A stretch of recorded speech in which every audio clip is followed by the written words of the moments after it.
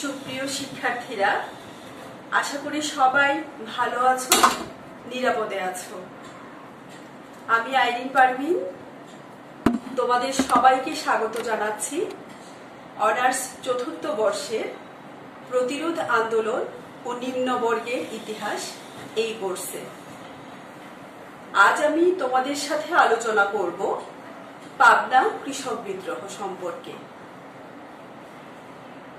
পাবনা কৃষক বিদ্রোহ 1872-73 সালে সংঘটিত হয়েছিল। এই বিদ্রোহে নেতৃত্ব দেন ঈশানচন্দ্র রায় এবং তার দেওয়ান গঙ্গাচরণ রায়। ঈশানচন্দ্র রায় একজন ছোট জমিদার ছিলেন।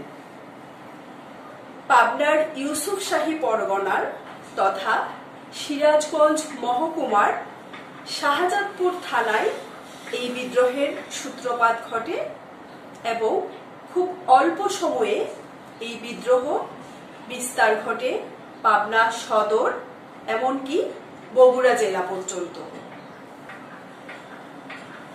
জমিতে কৃষকদের অধিকার প্রতিষ্ঠা এবং জমিদারি শোষণের অবসান ঘটানো ছিল পাবনা কৃষক বিদ্রোহের মূল বিষয়।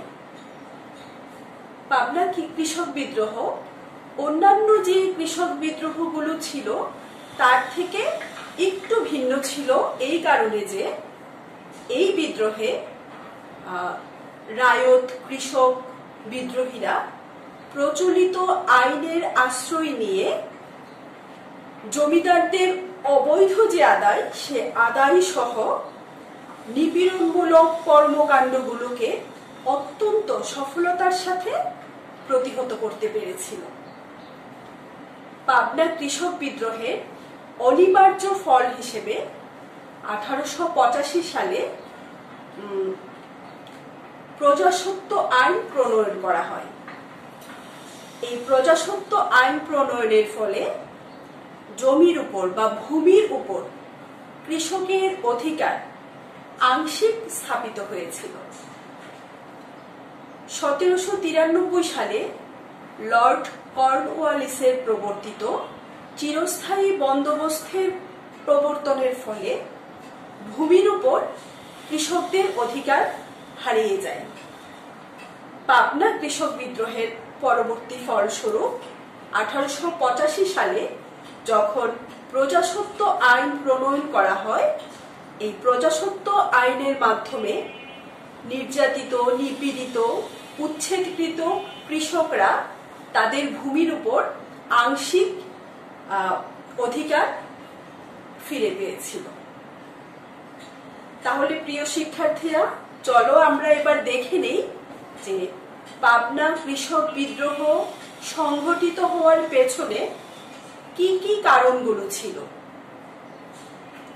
আমি আগেই বলেছি যে এই বিদ্রোহের মূল বিষয় ছিল কৃষকদের অধিকার প্রতিষ্ঠা এবং জমিদারদের যে শোষণ সেই শোষণের অবসান ঘটানো। ইংরেজদের সহযোগী অত্যাচারী জমিদারদের কর্তৃক অবৈধ যে আদায় সে আদায় সম্পর্কে পাবনার কৃষক জনতার অসন্তোষ যখন চরমে গিয়ে পৌঁছায়, সেই সময় পাবনার ইউসুফশাহী পরগনা তথা সিরাজগঞ্জ মহকুমা রাজস্ব বকেয়ার জন্য নিলামে ওঠে।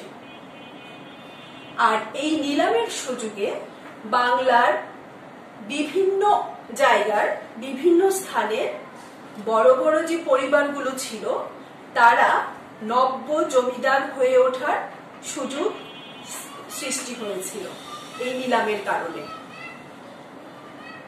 পাবনা জেলার এই ইউসুফশাহী পরগনা পাবনা কৃষক বিদ্রোহের পূর্বে এই অঞ্চলটা ছিল নাটুর রাজার জমিদারির অন্তর্ভুক্ত, কিন্তু নিলামের পরে বাংলার বিভিন্ন অঞ্চলের জমিদাররা এই অঞ্চলটা জমিদারি ক্রয় করে নেয়, ফলে একটা নব্য জমিদার শ্রেণী তৈরি হয়েছিল।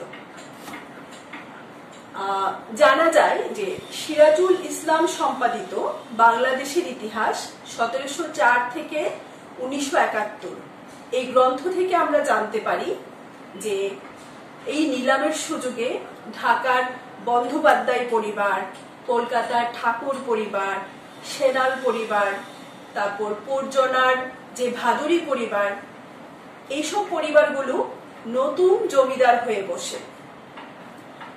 এই নব্য জমিদাররা জমিদারিকে একটা পেশা হিসাবে গ্রহণ করে। জমিদারি তাদের কাছে ছিল ব্যবসা। তাদের মূল উদ্দেশ্য ছিল কিভাবে আর্থিক উন্নতি লাভ করা যায়। এই যে আর্থিক আয় বৃদ্ধির বিষয়ে তারা বিভিন্ন কৌশল অবলম্বন করেছিল। এর ফলে দেখা যায় যে এসব আর্থিক আয় বৃদ্ধির একটা মূল বা গুরুত্বপূর্ণ পন্থা ছিল যে অবৈধ আদায়।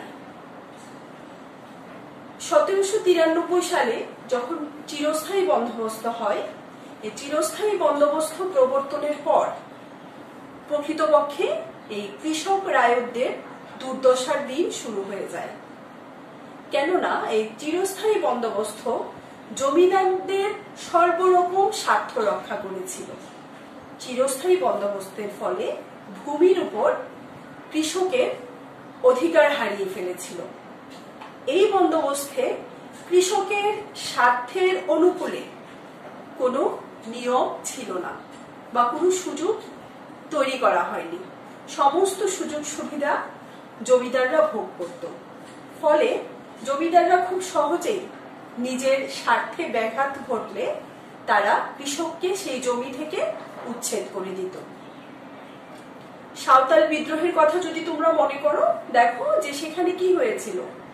জমিদাররা সাঁওতালদেরকে দিয়ে নতুন নতুন যে জায়গাগুলো জঙ্গলাকীর্ণ, তারপর হচ্ছে কৃষির অনুপযোগী যে জায়গাগুলো ছিল, সেই জায়গাগুলোকে তারা কৃষির আওতায় নিয়ে আসে। কিন্তু যখনই এসব অনাবাদী জমিতে ফসল উৎপাদন শুরু হয়েছিল, ঠিক সেই সময় জমিদাররা অধিক অর্থের লোভে সাঁওতালদেরকে উচ্ছেদ করে অন্য ব্যক্তিকে সেই জমির বন্দোবস্ত দেয়। এই যে বিষয়টা, এটা শুরু হয়েছিল চিরস্থায়ী বন্দোবস্ত প্রবর্তনের কারণে। এই পটভূমি তৈরি করেছিল এই যে জমি থেকে উচ্ছেদ। এই জমি থেকে উচ্ছেদের কারণে সাঁওতাল বিদ্রোহের পটভূমি যেমন তৈরি হয়েছিল, তেমনি আমরা পাবনার কৃষক বিদ্রোহের পটভূমি তৈরির পেছনেও এই প্রভাব দেখতে পাই। পাবনা কৃষক বিদ্রোহের যেসব বিষয়গুলো এই বিদ্রোহের পটভূমিকে তৈরি করেছিল, সেগুলো হচ্ছে যে জমিদারদের অবৈধ আদায়, জমি থেকে কোনো কারণ ছাড়া কৃষকদেরকে বা রায়তদেরকে উচ্ছেদ, জমিদারদের অযথা শোষণ, এবং এ বিষয়ে তারা যখন ইংরেজ কর্তৃপক্ষকে অবহিত করে তখন ইংরেজ কর্তৃপক্ষের অবজ্ঞা। এই সব কিছুই পাবনার কৃষক বিদ্রোহের পটভূমিকে তৈরি করেছিল। প্রিয় শিক্ষার্থীরা, এবারে আমরা দেখে নেই যে পাবনার কৃষক বিদ্রোহের পেছনে কি কি কারণগুলো ছিল। আমরা যদি দেখি যে পাবনার কৃষক বিদ্রোহের অন্যতম প্রধান কারণ ছিল প্রতিনিয়ত ভূমি রাজস্ব বৃদ্ধি করা। জমিদাররা প্রতি বছর ভূমির রাজস্ব বৃদ্ধি করত। শুধু রাজস্ব বৃদ্ধি নয়, জমিদাররা নামে বেনামে বেআইনি কর অথবা আবওয়াব আদায় করত। আমরা সুপ্রকাশ রায়ের ভারতের কৃষক বিদ্রোহ এই গ্রন্থ থেকে জানতে পারি যে সেই সময়ে এই ইউসুফ শাহী পরগনায় প্রায় 14 রকমের আবওয়াব আদায় করা হতো। বিভিন্ন নামে সেই আবওয়াব আদায় হতো। যেমন জমিদাররা সরকারি যে স্কুলগুলো ছিল সেই স্কুলে তারা দান করত। সে দানের জন্য যে অর্থ তারা দিত, সেই অর্থ কৃষক রায়তদের কাছ থেকে কর হিসেবে আদায় করত। এছাড়া জমিদার জাজিপুর উৎসবে যাওয়া আসার জন্য যে খরচ হতো সেই খরচও কৃষকদের কাছ থেকে কর হিসেবে আদায় করত। তাছাড়া দেখা যেত যে ম্যাজিস্ট্রেটের কাচারিতে জমিদাররা বিভিন্ন উপঢৌকন প্রেরণ করত। সেই উপঢৌকন কেনার অর্থ তারা কৃষকদের কাছ থেকে আদায় করত। এছাড়া কর্তৃপক্ষের সাথে যোগাযোগ করার জন্য যে টেলিগ্রাফ খরচ হতো সেই টেলিগ্রাফ খরচ সাধারণ কৃষকদের কাছ থেকে জমিদাররা আদায় করত। কিন্তু মজার ব্যাপার হচ্ছে যে জানা যায় জমিদাররা টেলিগ্রাফ খরচ বাবদ কোনো অর্থ প্রকৃতপক্ষে সরকারকে দিত না। আরেক প্রকার আবওয়াব আদায় করা হতো যে জমিদার তার পরিবার পরিজন নিয়ে প্রতি বছর পুরী যেত।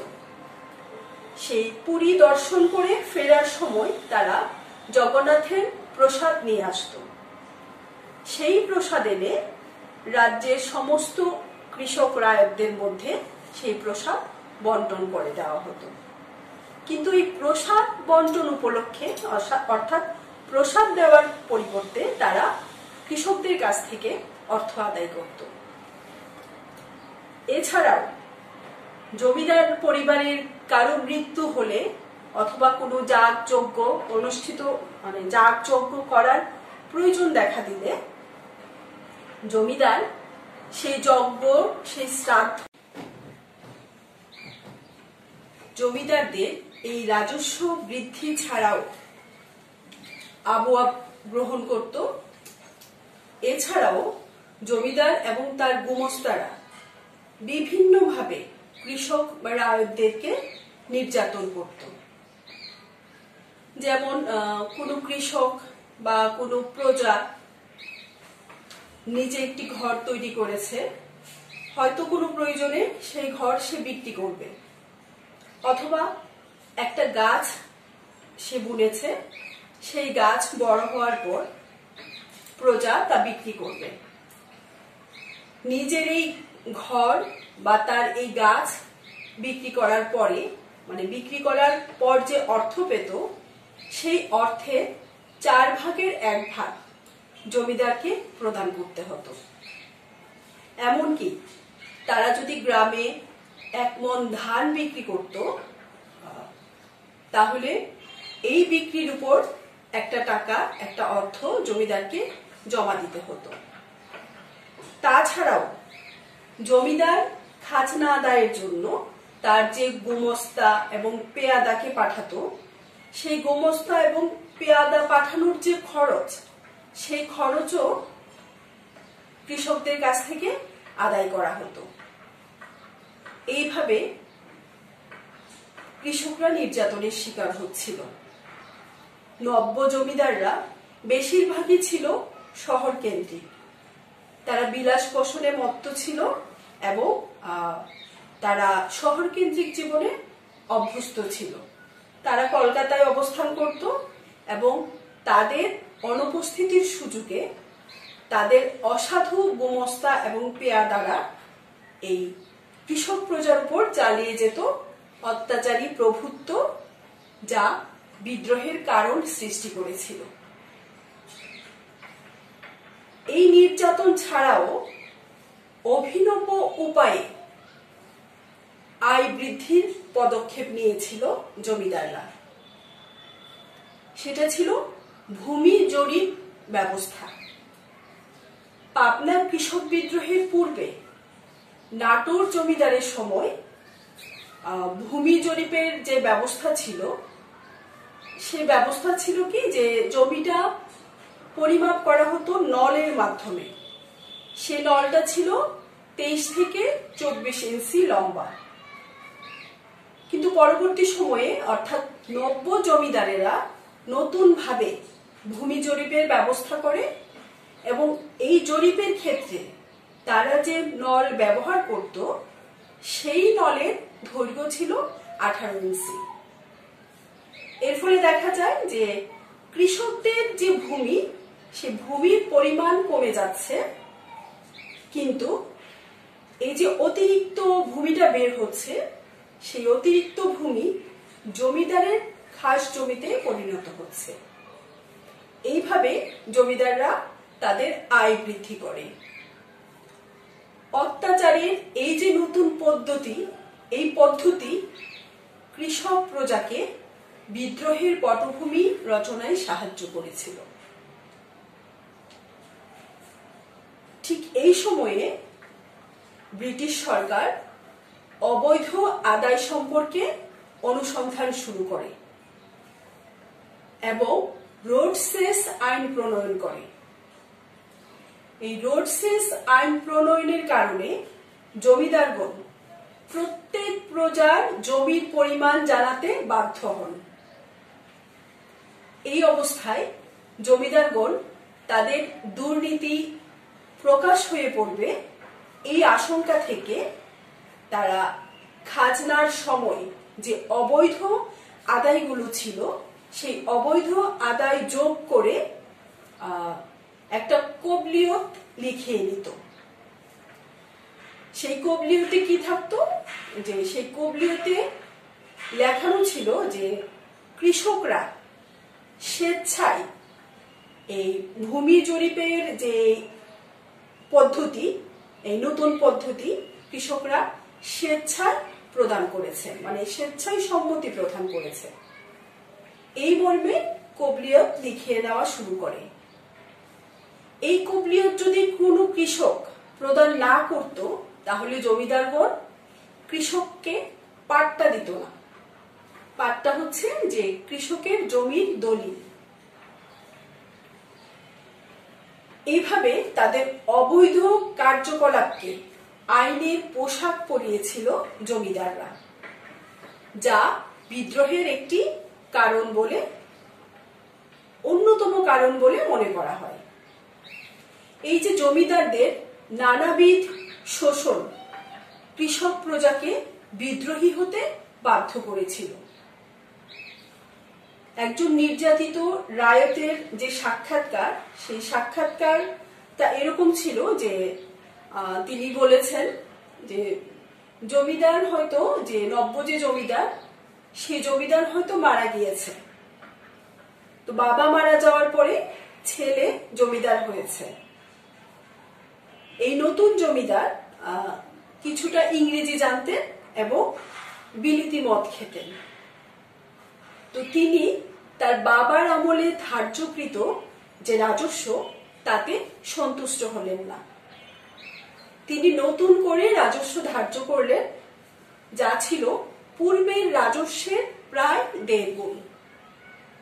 সেই সাথে আবওয়াব বা বেআইনি যে করগুলো ছিল, সেগুলো চলমান ছিল। এর ফলে যে কৃষকরা হাঙ্গামা শুরু করে এবং তারা একত্রিত হয়ে, উত্তেজিত হয়ে আমিনদেরকে আক্রমণ করে। এই আমনদেরকে আক্রমণের খবর সরকারের কাছে বা কর্তৃপক্ষের কাছে পৌঁছে যায়। কারণ এই যে নব্য জমিদার শ্রেণীরা ছিল, তারা কিন্তু ওই ইংরেজ সরকারের সহযোগী ছিল, দোসর ছিল। তো যখন কর্তৃপক্ষের কাছে এই খবর চলে যায়, তখন দেখা গেল যে 40 জন বড়কন্দাজ হাতির পিঠে চড়ে গ্রামে চলে আসে এবং তারা গ্রামের যে ঘর বাড়িগুলো ছিল, সেগুলো তারা জ্বালিয়ে দিয়েছিল। এমনকি গ্রামের প্রত্যেকের কাছ থেকে তারা এর ক্ষতিপূরণ আদায় করেছিল।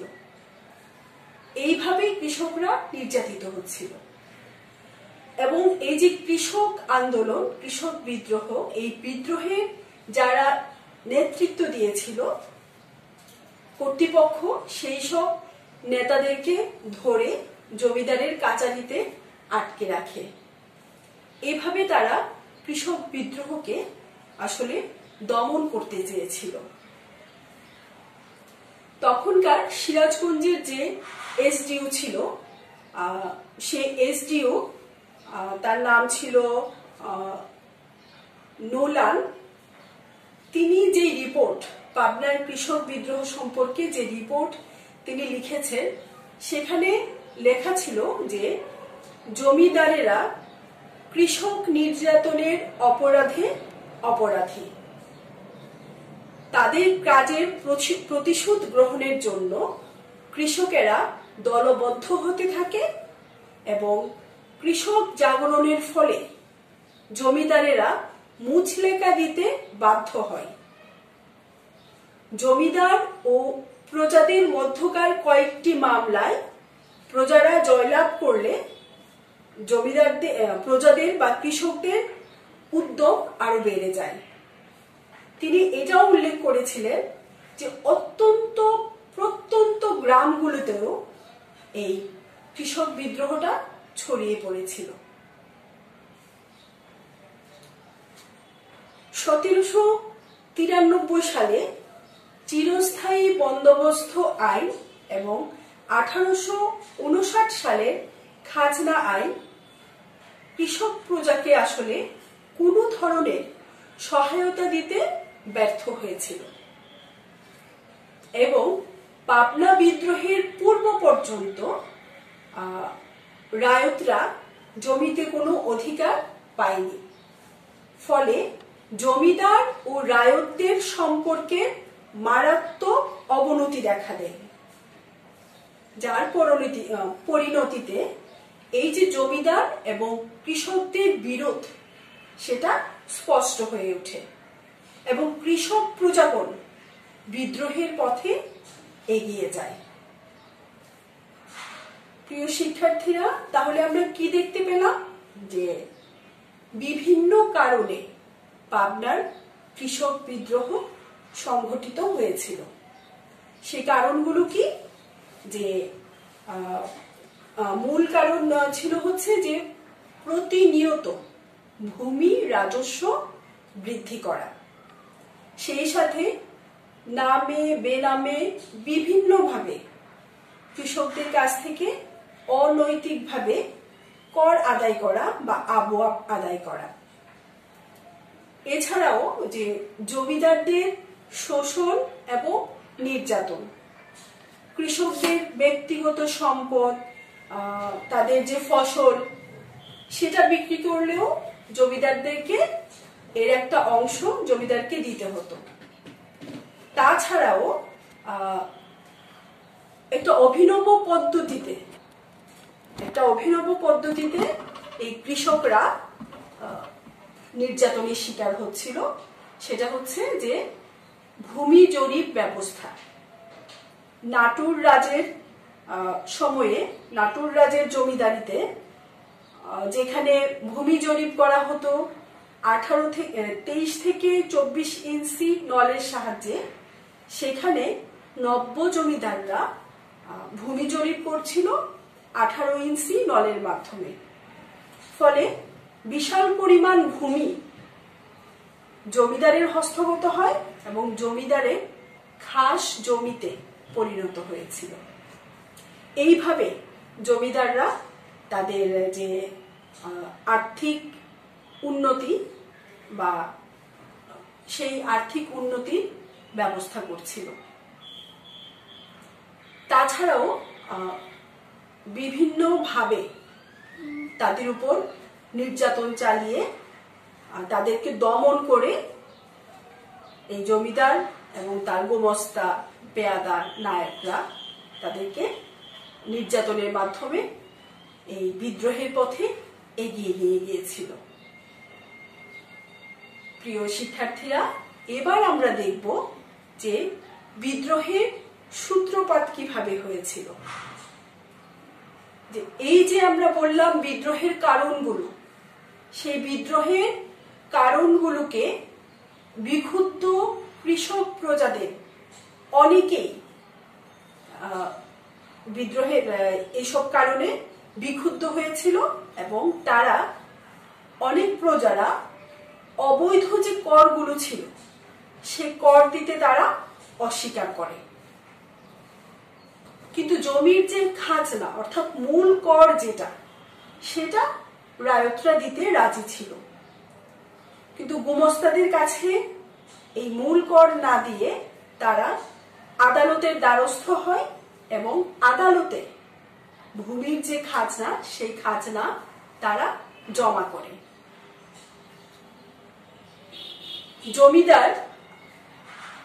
জমিদাররা লোকেরা তখন যে প্রজাদের পক্ষে এক যে সাক্ষী ছিল না, জমিদাররা যখন কৃষকরা যখন খাজনা জমিদারকে না দিয়ে আদালতে দিচ্ছিল তখন এবং অবৈধ কর দিতে অস্বীকার করছিল, তখন এই নির্যাতিত বা কি বলা যায় যে তখন ওই জমিদার অর্থাৎ যার রায়তরা খাজনা দিচ্ছিল না, অবৈধ কর দিচ্ছিল না, সেই জমিদার তখন আদালতে শরণাপন্ন হয়।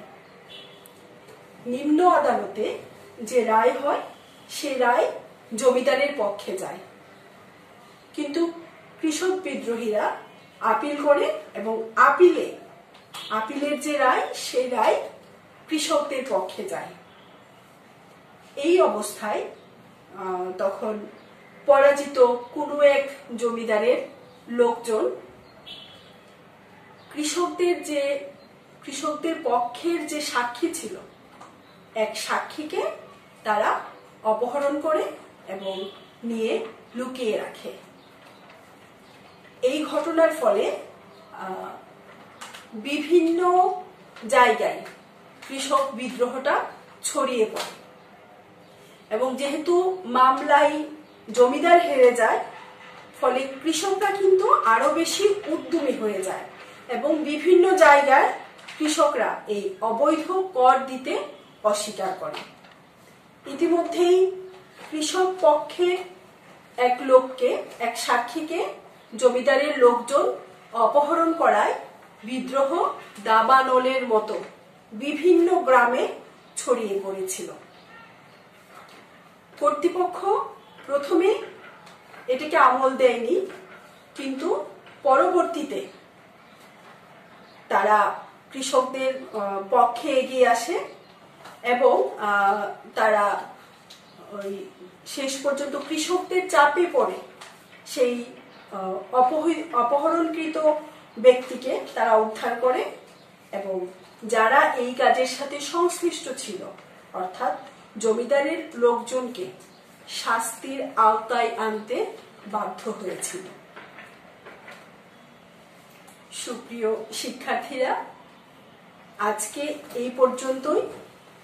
আগামী ক্লাসে আমি বিদ্রোহের যে বিস্তৃতি, বিদ্রোহের যে নেতৃত্ব, এই বিদ্রোহের যে বিভিন্ন দিক ছিল এবং পাবনা কৃষক বিদ্রোহের যে ফলাফল সেগুলো আলোচনা করব।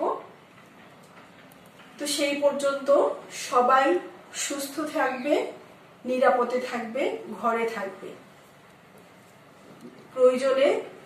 জরুরি প্রয়োজনে ঘর থেকে যদি তোমরা বের হও অবশ্যই মাস্ক ব্যবহার করবে।